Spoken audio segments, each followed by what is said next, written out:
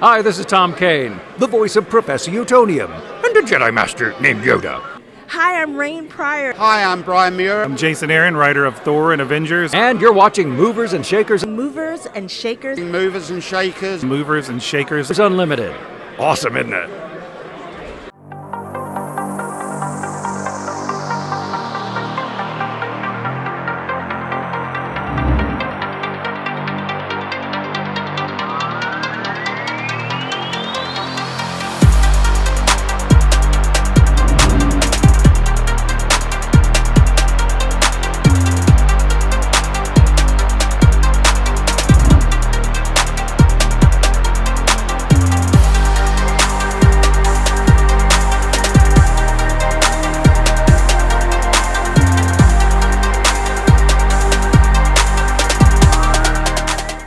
What's up, guys? I'm here at 2018 All-Star Comic-Con, and I'm here with special guest Tom Kane. How's it going? Very good. Nice to see you, man. Good, good. So tell me, day 2 of All-Star Comic-Con, first year con, how's it been treating you? It's great. I mean, with most cons, Friday night's kind of a little slower, but today's just packed, and people are having a great time, and I'm glad to be here. It's fun. All right, awesome. Now, as we can see here on your collection of work and voices that you provided the voice for, a lot of them have been a part of my childhood, so I thank you, but also, shows that I still, watch, especially with Archer. So can you tell me, everyone has their own approach when it comes to voice acting, but I know a lot of times what I often hear the trend is that you need to see the character first to kind of get a feel for what the voice is. Is that the same for you, or is it different? No, it's pretty common. I mean, that most of us, like everybody, we kind of relate to things we've seen in the past, and so when we see a drawing of a character, almost always something pops into our head that reminds me of whatever.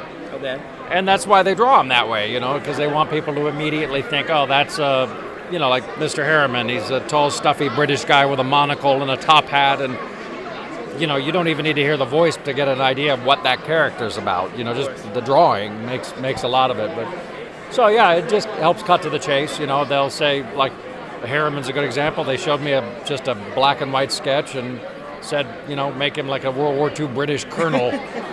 So I did this sort of thing. Good heavens, Miss Francis. And they're like, okay, you got the job. All right, awesome. Now, how much would you say is pulled from, just pulled from the ether, so to speak, or just pulled from your imagination, or how much would you say is pulled from people that you come across in your daily life, or people that you know? No, it's probably a dangerous question, maybe. Well, no, there are a lot of voiceover people that are incredibly creative, and they come up with new, strange voices. I'm not one of those people. I just steal from my childhood. I grew up watching, the golden age of television on reruns. I Love Lucy and a lot of these old black and white shows from the 50s that had just the most amazing character voices in them. And so I just sort of mix and match in my head, to try to come up with something that sounds kind of new, but almost everything I've done, with the exception of something that's like Yoda or Akbar, but most of what I've done, I just sort of pull from my childhood and go, well, okay, this character reminds me of that one, so I'll take a little bit of that, and I'll take a little bit of this, and mix it together, and there we go. Okay, all right. And would you say, because I've come across this a lot too in acting, whether folks are on camera or even in animation, that it's easy to watch your work, or are you constantly critiquing it and it's hard for you to watch it, or can you separate yourself from it once you're seeing it fully realized? Well, one of the benefits of animation is that you record it first, yeah, and then they animate it to your voice, yeah, and that takes in the old days it took 9 months at least. Nowadays they can do it in 4 or 5 months if they hurry, but 5 or 6 months. But it's pretty common that whatever you record may not be on the air for 9 months till, after you've recorded it. Well, that's enough time that goes by that when you watch it, you've kind of forgotten exactly what you did the day you recorded it.